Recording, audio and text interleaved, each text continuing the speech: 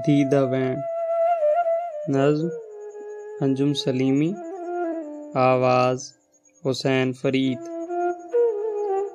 जिस राती मैं जीवन जोगे इस पिंडे विच आई, नाड़ू दब के सा दिता या जिउंदी कबर बनाई। कौड़े शहद ते कुड़ती चक के चीक नू जिब ते सीता।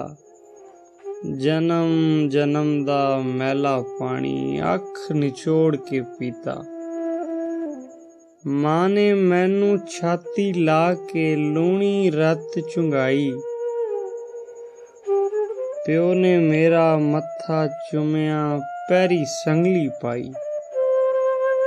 दादी ठंडा होका भरिया दादे धौण झुकाई। घर दियां कंधां उच्चियां कीतियां नीवी छत बनाई।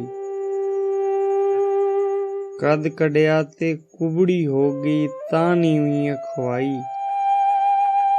चौं पंजियां ते टुरना सिखिया मैनू सुरत ना आई। कोके दी थां नथ पई ते वालियां दी थां ताने। वीरे लई मैं कलमा घड़ियां मेरे हथ बस काने। कानिया दा मैं छज बनाया बह के दाने छट्टे।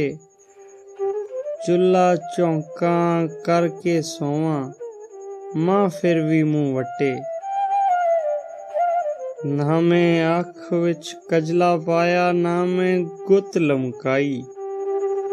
ना मैं लुक लुक शीशा तकिया ना किते छाती पाई। अख चुकण दी वेल नहीं सी सुफने किसरा आउण दी। जे बोलण दी जा हुंदी तेरे जुल्म दी खेड नू पुणदी। रब्बा जे तू धी हुंदों कदे वाज न लाउंदों कुन दी। कदे वाज न लाउंदों कुन दी।